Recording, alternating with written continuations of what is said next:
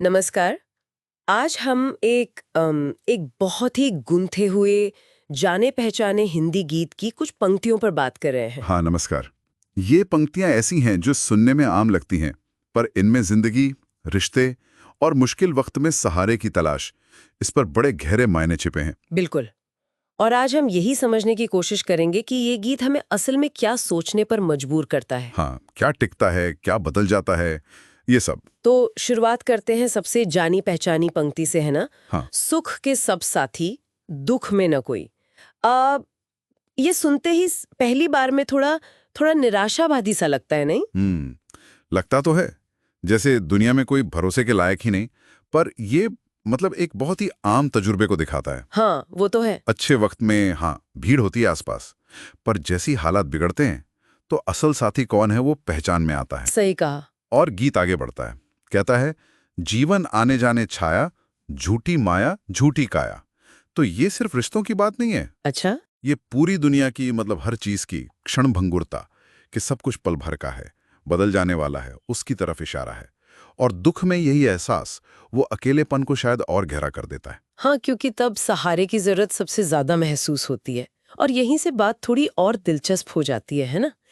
गीत सिर्फ रिश्तों पर नहीं रुकता, नहीं, बिल्कुल नहीं। वो दुनियावी चीजों की असलियत भी दिखाता है।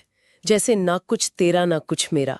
और फिर ये भी कि चाहे कोई राजा हो या रंक, हाँ। ये सोच ये कैसे एक आम इंसान को मतलब जिंदगी जीने का कोई नया नजरिया या शायद कोई प्रेरणा दे सकती है। देखिए, ये पंक्तियां एक बहुत गहरी समझ देती हैं। असल में सब कुछ अस्थायी है, कुछ भी हमेशा टिकने वाला नहीं है। चाहे वो पैसा हो, शोहरत हो, कोई बड़ा पद हो, आखिर में तो मौत सबको एक ही लेवल पर ले आती है। सभी का अंत एक सा होई। सही है। और जब ये समझ आती है ना, तो चीजों से, रुतबे से एक तरह की अनासक्ति पैदा होती है। मतलब उनसे बहुत ज्यादा चिपक कर रहने की आदत कम होती है। ओके। और ये जानकर कि दुनिया तो बस एक फेरा है, एक पड़ाव जैसा, तो शायद रोज की जो भागदौड़ है उसकी चिंताएं कुछ कम हो जाती हैं, एक शांति मिलती है। गीत में बाहरी दिखावे पर भी जोर है, एक तीखा कटाक्ष सा लगता है। हाँ, है। बाहर की तो माटी फांके, मन के भीतर क्यों ना झांके। और वो दूसरी लाइन, उजले तन पर मान किया और मन के मैल न धोए। हाँ, मुझे लगता है आजकल के जमाने में, सोशल मीडिया के दौर में, बिल्कुल बिल्कुल। ये बातें और भी ज्यादा सच्ची लगती हैं। पर इसका सुकून या सहारे की तलाश से क्या कनेक्शन है? ये बहुत अहम सवाल उठाया आपने। ये पंक्तियां साफ करती हैं कि जो सच्ची शांति है या जो असली सहारा है, वो बाहर की चमक धमक से नहीं मिलता, लोगों की तारीफों से नहीं मिलता। वो मिलता है अंदर की सफाई से, मन की शुद्धि से। अच्छा। जब अंदर से मन मैला हो, परेशान हो, तभी तो हमें बाहरी सहारे की कमी ज्यादा महसूस होती है ना। हाँ, सही बात है। और यहीं ये सवाल उठता है कि जब दुनिया के सहारे कमजोर पड़ जाते हैं, जब इंसान अकेला महसूस करता है, तो वो कहाँ जाए, किसकी तरफ देखें?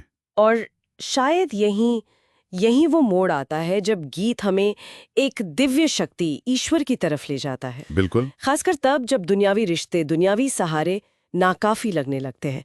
वो पंक्ति है ना, मेरे राम तेरा नाम एक सांचा, दूजा न कोई।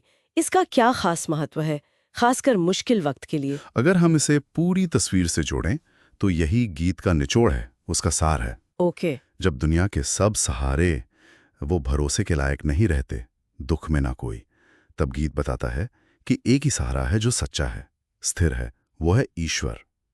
यहां राम का नाम प्रतीक की तरह इस्तेमाल हुआ है। हाँ, एक उच्च शक्ति के तौर पर। हाँ, वही असल साचा साथी है जो कभी साथ नहीं छोड़ता। गीत ने पहले जो दुनिया की नश्वरता, माया, भ्रम की बात की थी, उसके समाधान के रूप में ईश्वर पर यह भरोसा सामने रखा गया है। यही वो भरोसा है जो मुश्किल हालात में ताकत देता है, एक ऐसा सहारा बनता है जो इंसानी रिश्तों या दुनियावी चीजों की तरह धोखा नहीं देता। मतलब जब इंसान को सबसे ज्यादा जरूरत होती है। हाँ, जरूरत के वक्त पुकारने वाला सहारा, वो अटूट सहारा। तो कुल मिलाकर देखें तो ये गीत हमें रिश्तों की असलियत दिखाता है, दुनियावी चीजों के भ्रम को उजागर करता है, मन की सफाई की जरूरत बताता है, और आखिर में मुश्किल घड़ी में आस्था में, ईश्वर में एक अटूट, एक सच्चा सहारा खोजने की तरफ इशारा करता है। बिल्कुल सही कहा आपने, यही सब बातें। और एक बात और सोचने लायक है कि अगर हम किसी खास मजहबी दायरे से बाहर निकलकर भी सोचें, तो आज की जिंदगी की जो चुनौतियां हैं, उनमें हर किसी के लिए एक साँचा साथी, एक अटूट सहारे का क्या मतलब हो सकता है?